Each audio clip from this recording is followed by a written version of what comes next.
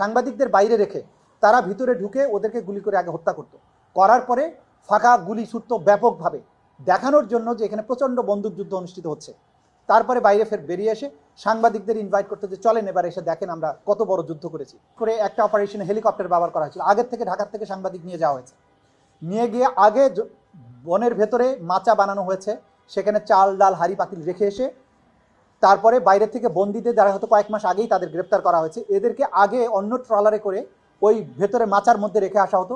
এরপরে সাংবাদিকদের নিয়ে বাইরে অবস্থান করতো যে আমরা এখন অভিযানে যাচ্ছি, কিন্তু ভেতরে তার সৈন্যবাহিনী থাকতো যেখানে তারা গুলি করে সাংবাদিকদের বাইরে রেখে তারা ভিতরে ঢুকে ওদেরকে গুলি করে আগে হত্যা করতো, করার পরে ফাঁকা গুলি ছুটতো ব্যাপকভাবে দেখানোর জন্য যে এখানে প্রচণ্ড বন্দুকযুদ্ধ অনুষ্ঠিত হচ্ছে।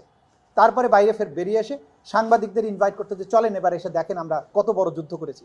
কিন্তু ভেতরে যারা অভিযানে ছিলেন সেরকম প্রত্যক্ষদর্শীরা আমাদেরকে বলেছেন যে যে লোকদেরকে ওখানে হত্যা করা হয়েছে তাদেরকে অনেক আগেই বন্দি করা ছিল, তাদেরকে আগে ঠান্ডা মাথায় গুলি করে তারপরে ফাঁকা আওয়াজ করে বন্দুকযুদ্ধের নাটক করা হয়েছে। সেগুলোর প্রত্যক্ষদর্শীর এভিডেন্স আমরা পেয়েছি। যেসব সাংবাদিককে ইনভাইট করে নিয়ে যাওয়া হয়েছিল তাদের কাছ থেকেও আমরা বক্তব্য নিয়েছি, নামগুলো হয়তো এখন বলা যাবে না, সময় হলে আমরা জানাবো। কিন্তু এই যে নাটক করা হয়েছে, এই নাটকগুলোর ব্যাপারে এটা যে নাটক ছিল সেই সংক্রান্ত তথ্য প্রমাণাদি আমাদের কাছে আছে। বিচারিক যখন প্রক্রিয়াটা শুরু হবে সেই সময় আমরা আদালতের কাছে এটা সুস্পষ্টভাবে দেখাবো। সালমান এফ রহমানের ব্যাপারে যেটা বলেছেন, ওনাদের কথোপকথনের যে রেকর্ডগুলো দেওয়া হয়েছে, ওনাদের আইনজীবী বলেছেন এটা ওনাদের না, তো ওনাদের যদি না হয় আমরা বলছি এটা ওনাদের, আর ওনারা বলছে আমার না, এরকম যখন কথা আসবে তখন একমাত্র পদ্ধতি হচ্ছে এটা আদালতে বিচার হতে হবে, সেই বিচারিত হচ্ছে। সুতরাং বিচারিক প্রক্রিয়ার মধ্য দিয়ে ওনারা প্রমাণ করুক যে এটা ওনার কণ্ঠস্বর নয়, আমরা আমাদের দিক থেকে নিরঙ্কুশভাবে প্রমাণ করব যে এটা ওনাদের কণ্ঠস্বর। নতুন এবং ফিরে আসা গ্রাহকদের জন্য নগদে চলছে ক্যাশব্যাক সহ প্রতিদিন হাজারো উপহার জেতার সুযোগ। হবে আশা আর ফেরা সারপ্রাইজ সেরা। সেটার ফরেনজিক টেস্ট হয়েছে, নানান ধরনের বৈজ্ঞানিক পরীক্ষা নিরীক্ষা হয়েছে, সারকামস্টেন্সিয়াল এভিডেন্স পরীক্ষা নিরীক্ষা হয়েছে, সব কিছুর মাধ্যমে অকাট্যভাবেই প্রমাণিত হয়েছে এটা তাদের। আর এটা সত্যিকার অর্থে তাদের ভয়েস কিনা এটাকে চ্যালেঞ্জ করার একমাত্র বৈধ প্রক্রিয়া হচ্ছে একটা ফুল ফ্লেজেড ট্রায়াল। সেখানে তারা সাক্ষীদের জেরা করার মাধ্যমে, প্রয়োজন হলে তার ডিফেন্স সাক্ষী দেওয়ার মাধ্যমে প্রমাণ করুক যে এটা তার কণ্ঠস্বর নয়।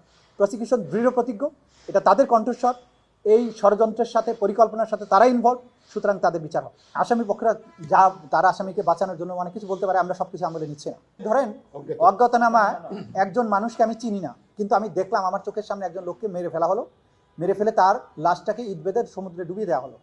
সেই অজ্ঞাত লোকটার পরিচয় না জানলে এটা কি হত্যাকাণ্ড হবে না? এটা ফেলাশ্বাস কথাবার্তা, এই সমস্ত কথাবার্তার কোনো মূল্য নেই। ৭১ সালে ৩০ লক্ষ শহীদ হয়েছে, ৩০ লক্ষের তালিকা কি দেওয়া হয়েছে আদালতে? কিন্তু বিচার তো হয়েছে।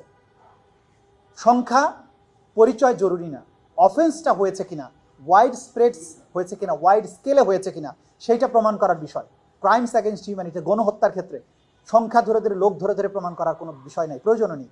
দেখাতে হবে যে এইভাবে মানুষগুলো হত্যা করা হয়েছে কিনা, সেই আইডেন্টিটি প্রমাণ করা এটা মার্ডার বা সাধারণ মামলার মতো বিষয়বস্তু নয়। অকাট্যভাবেই প্রমাণ হবে ৫০ জন লোককে মারা হয়েছে যে লোককে আমি চিনি না, এইটুক প্রমাণ করতে পারলেই যথেষ্ট।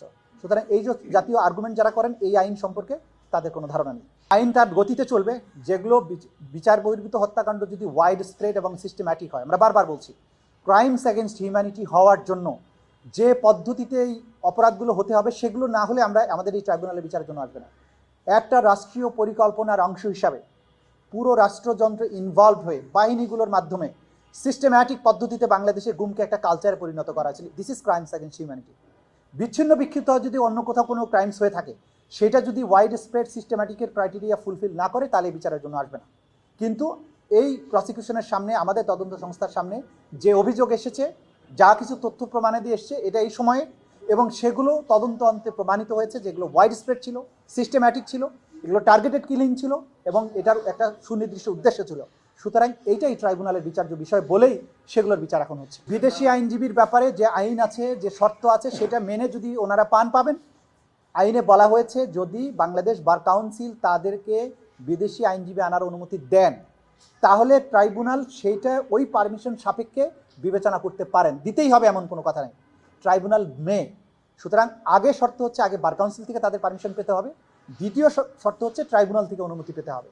তো বার কাউন্সিলের পারমিশনটা হচ্ছে প্রি কন্ডিশন, ওইটা আগে করে তারপরে ট্রাইব্যুনালে যদি ওনারা অনুমতি নিয়ে আসতে পারে তখন ট্রাইব্যুনাল বিবেচনা করবেন যে তাকে দেওয়া উচিত কি উচিত না।